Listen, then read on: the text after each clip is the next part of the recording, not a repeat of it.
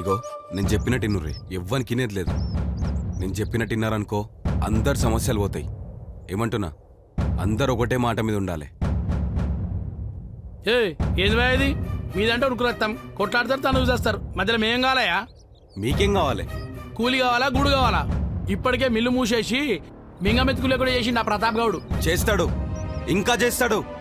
కాళ్ళ బేరానికి వచ్చి మనమందరం బాంచన్ దొర అనేటట్టు చేస్తాడు. మీ పిల్లల బతుకు పాడు చేస్తాడు. మన భూములు కబ్జా చేస్తాడు. ఎదురు తిరిగినోళ్ళ పానాలు తీస్తాడు. అయినా ఊరుకుందామా? బిడ్డ, ఇవన్నీ చెప్పుకున్నానికే పనికొస్తాయి, కానీ కాళ్ళు గడుపులో పెట్టుకుని బతికే మాకు ఇవన్నీ వనికిరావు. పెద్ద మనిషి చెప్తున్నా, సప్పుడు చేయకుండా నీ పని నువ్వు చూసుకో.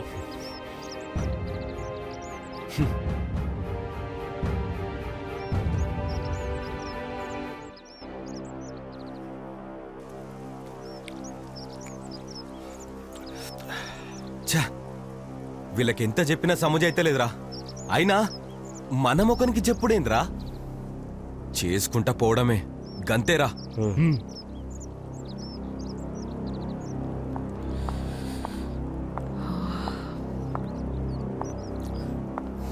బావా, బాలుని చంపడానికి నిర్ణయించుకున్నావా? మళ్ళా సావమంటావా?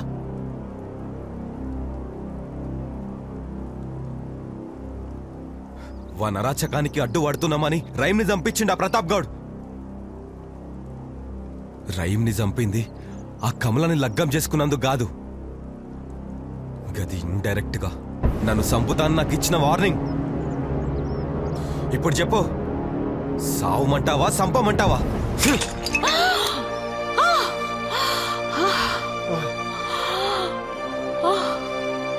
బావా, బావా, ఆగు బావా.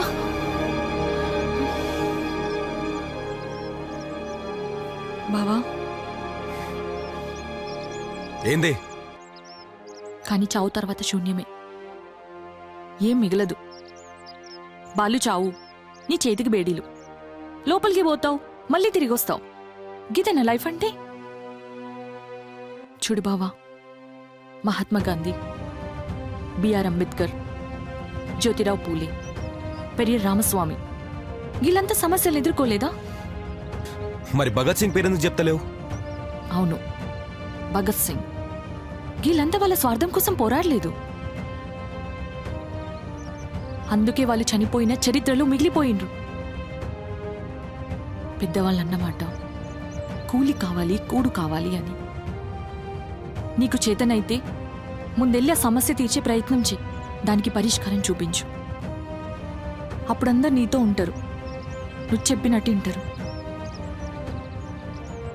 ఆ ప్రతాప్ గౌడ్ అరాచకాలు చేసి అరాచకవాదిగా ఎదిగిండు.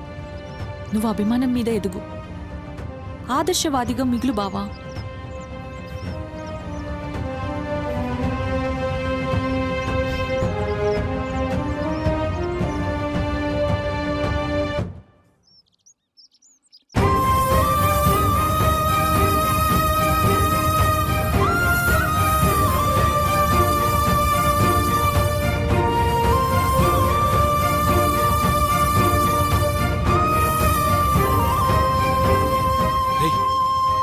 ఊరూరు తిరిగి అందరినీ మోటివేట్ చేద్దాంరా, ఏమంటారు? ఓకేనా? రాజా, నీకు విషయం చెప్పాలి. రాత్రి మా బావగారి నుండి ఫోన్ వచ్చింది. మనందరికి కోట్లు సంపాదించుకునే అవకాశం వచ్చింది. వెంటనే మన వాళ్ళని తీసుకుని బయలుదేరు. అలాగే సార్. రే యాదగిరి అన్నా, తమ్ముడిని సినిబాబుని ఈడే పిలిపి.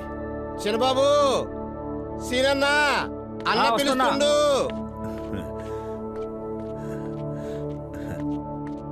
రే బాలు, ఇప్పుడే మినిస్టర్ సార్ నుండి ఫోన్ వచ్చింది. కోట్లు సంపాదించే గోల్డ్ ఛాన్స్ మనకి ఇస్తున్నాడు. మనం పొద్దునే హైదరాబాద్ పోవాలి.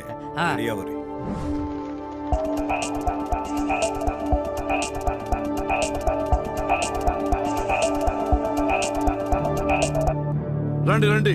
నమస్తే. కూర్చోండి. అరే బాబు, కాబోయే వారసుడు నువ్వు, కూర్చోవాలి మరి.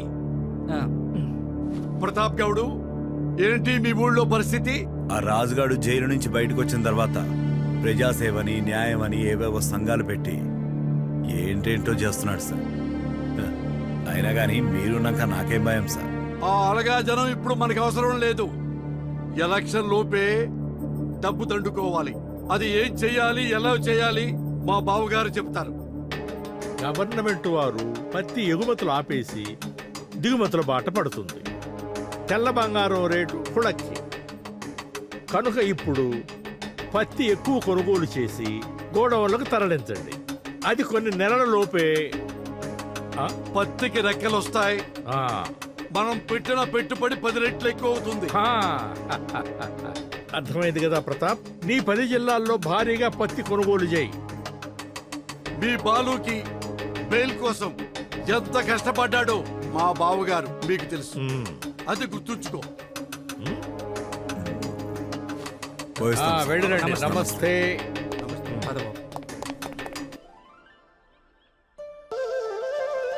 ఆహా ఎంత మంచిగా వచ్చిందిరా పంట. మన రాతలు మారిపోతాయి. చూడరా సూరి చూడు, ఈ ఏడు పంట మంచిగా వచ్చిందిరా. గీసుంటి పంట చూసి ఎన్నేళ్ళైందిరా. సూరి ఈసారి అయినా నా గుడిసె తీసేసి పక్క ఇల్లు కట్టిస్తాను రా. మరి నువ్వు ఈ ఏడు నా బిడ్డ పెళ్లి కట్న కానుకలతో ఘనంగా చేస్తాను. గట్ల నేనైతే మా నడిపోడు పట్టణంలో చిన్న నౌకర్తో ఇబ్బంది పడతాను. వాడితో మంచి వ్యాపారం పెట్టిస్తా. అరే ఈ హ్యాపీలో మనంతా గడిపోయి ఫుల్ తాగుదాంరా. మస్తు ఎంజాయ్ చేద్దాం పదండ్రా. గా పెద్ద ఆయన చెప్పినట్టు ఈ పత్తి సీజన్ లో ఎక్స్పోర్ట్స్ బ్యాన్ చేసిరు. ధరలు తగ్గినాయి. సరింగిప్పుడే లక్షల టన్నుల పత్తిని మనం కొనాలి. జర 2-3 నెలలు పోయినాక బ్యాన్ ఎత్తేస్తాం. మార్కెట్లో ధరలు పెరుగుతాయి. అప్పుడు మనం కోట్లు కమాయించవచ్చు. బాలు మా తమ్ముడు సీను 7 జిల్లాలు చూస్తారు. మీరందరూ మీ 3-4 జిల్లాల్లో కొనుగోలు చేయండి. మిమ్మల్ని ఎందుకు పిలిపించినానంటే మీరు మీ జిల్లాలలో తోపులు కాబట్టి. కానీ మనం ఎక్కువ పత్తి కొనాలి. మనం అందరం ఎదగాలి. ఏమంటారు?